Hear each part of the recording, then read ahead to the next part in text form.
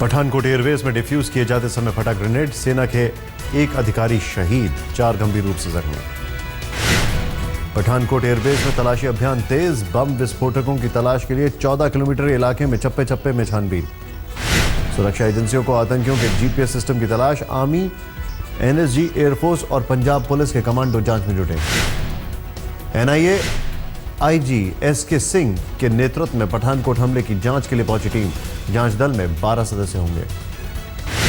कल पठानकोट आतंकी हमले में 10 जवान हुए थे शहीद, जबकि 11 जख्मी। खुफिया एजेंसी के सूत्रों से बड़ा खुलासा, पाकिस्तानी खुफिया एजेंसी आईएसआई ने रची पठानकोट हमले की साजिश और जैश ए मोहम्मद ने दिया अंजाम। सूत्रों के मुताबिक रावलपिंडी में रची गई थी हमले की साजिश और वहीं पर छिपा है मास्टरमाइंड। पठानकोट में आतंकी हमले से गुरदासपुर गमजदा, 2 शहीद। इसी इलाके के शहीद हवलदार कुलवंत सिंह के घर पर मसला मातम। गुरदासपुर के गांव झंडा लुबाना के रहने वाले फतेह सिंह भी आतंकी हमले में हुए शहीद। फतेह सिंह का बड़ा बेटा भी है फौज में।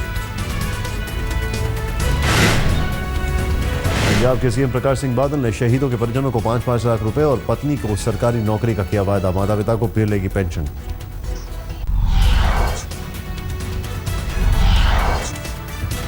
मैसूर में प्रधानमंत्री नरेंद्र मोदी ने इंडियन साइंस कांग्रेस का किया उद्घाटन। दोपहर में हिंदुस्तान एरोनॉटिक्स लिमिटेड के नए हेलीकॉप्टर संयंत्र का भी करेंगे उद्घाटन। मैसूर में पीएम मोदी के सुरक्षा काफिले में चूक, मोदी मोदी का नारा लगाते काफिले में अचानक घुसा शख्स। केंद्रीय मंत्री नितिन गडकरी ने अभिनेत्री आशा पारेख पर किया तंज, कहा पद्म विभूषण पुरस्कार की सिफारिश करने बगैर लिफ्ट के 12 मंजिल चढ़कर मिलने आई थी, मुझे खराब लगा। सीपीआई के पूर्व महासचिव एवी बर्धन का निधन, दिल्ली के जीबी पंत अस्पताल में ली आखिरी सांस। एवी बर्धन के निधन पर प्रधानमंत्री, राष्ट्रपति ने जताया दुख, सोनिया राहुल ने भी निधन पर जताया शोक। यूरोप से लौटने के बाद कांग्रेस उपाध्यक्ष राहुल कर सकते हैं बुंदेलखंड का दौरा। 10 जनवरी के आसपास तय हो सकता है कार्यक्रम। लोकपाल और लोकायुक्त के लिए समाजसेवी अन्ना हजारे फिर शुरू करेंगे आंदोलन। रालेगंज सिद्धि से होगी शुरुआत। पुणे में संघ का शिव शक्ति संगम कार्यक्रम आज दोपहर 3 बजे से देश के कोने कोने से जुटेंगे स्वयंसेवक।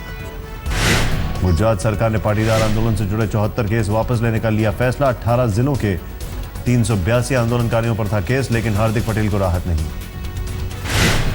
छत्तीसगढ़ के बीजापुर से मैनेजमेंट के 3 छात्र 4 दिन से लापता, नक्सलियों पर अगवा करने का शक। तीनों पीस साइकिल रैली में पुणे से जा रहे थे ओडिशा के बालामेला। लखनऊ शताब्दी एक्सप्रेस में बम निरोधक दस्ते ने की पड़ताल, नहीं मिला विस्फोटक। उत्तर रेलवे को मिला था धमकी भरा कॉल। नई दिल्ली रेलवे स्टेशन पर भी सुरक्षा बलों ने चलाया तलाशी अभियान, बड़े पैमाने पर चेकिंग। रेलवे पुलिस ने अपनी चिट्ठी में मुंबई एटीएस से जानकारी मिलने का दिया हवाला, मुंबई एटीएस ने किया इनकार। कानपुर में रेलवे स्टेशनों पर बढ़ाई गई सुरक्षा, जीआरपी और आरपीएफ के जवानों ने की सघन चेकिंग। झारखंड के लातेहार में माओवादियों का नक्सली कमांडर गिरफ्तार, आरोपी पर पुलिस के साथ मुठभेड़ और बारूदी सुरंग, विस्फोटकों के 5 मामले।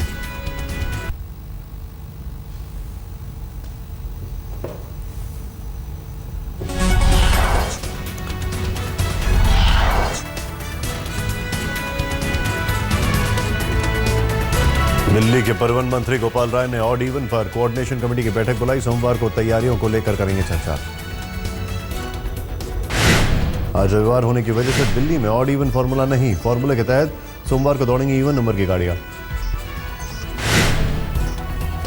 1 जनवरी को दिल्ली में 34 लाख यात्रियों ने डीटीसी और प्राइवेट बस से किया सफर। सरकार को 15 लाख यात्रियों का था अंदेशा।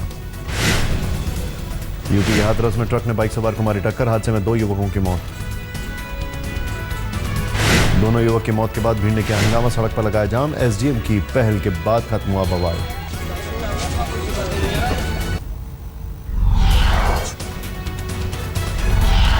हाजीपुर में इंजीनियर अंकित हत्या केस में खुलासा, अंकित का दोस्त और कारोबारी ही निकला मर्डर का मास्टरमाइंड। वैशाली पुलिस ने आरोपी को दुमका से किया गिरफ्तार।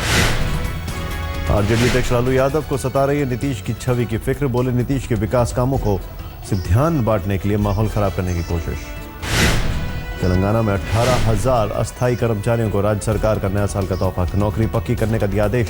हिमाचल इलेक्ट्रिसिटी बोर्ड 80%, कॉलेज प्रबंधन 30% और राज्य सरकार 10% मुआवजा अदा करेगी।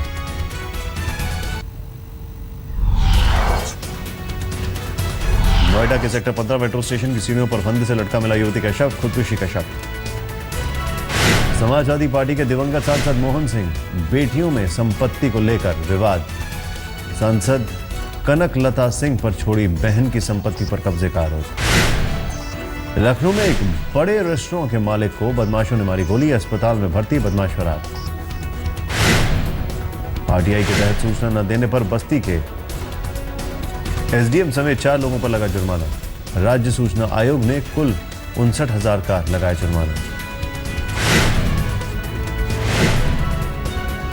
गाजियाबाद के विजयनगर में हथौड़े से वार कर महिला की हत्या, वारदात के बाद फरार बदमाश।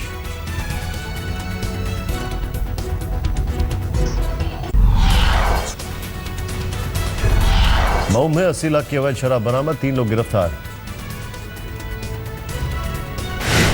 फरीदाबाद में नेशनल हाईवे पर स्थित एक कंपनी को में मिले 2 सिक्योरिटी गार्ड्स के शव, परिजनों ने हत्या का लगाया आरोप।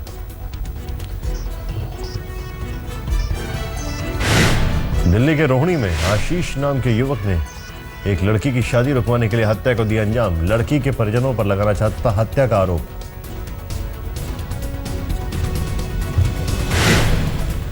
आशीष ने नाबालिग के साथ मिलकर की एक चौकीदार की हत्या, सीसीटीवी के जरिए पुलिस मामले की तह तक पहुंची, किया गिरफ्तार। फरीदाबाद में एक कोठी में नौकरानी का शव मिलने पर बरकपा हंगामा, रेप और हत्या के आरोप में मकान वाले की गिरफ्तारी की मांग।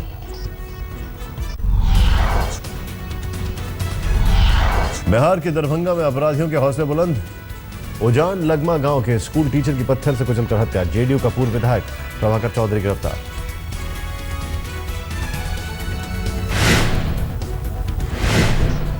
स्कूल टीचर मदन चौधरी की हत्या से इलाके में तनाव, एसएसपी के मुताबिक सभी हमलावरों की हुई पहचान।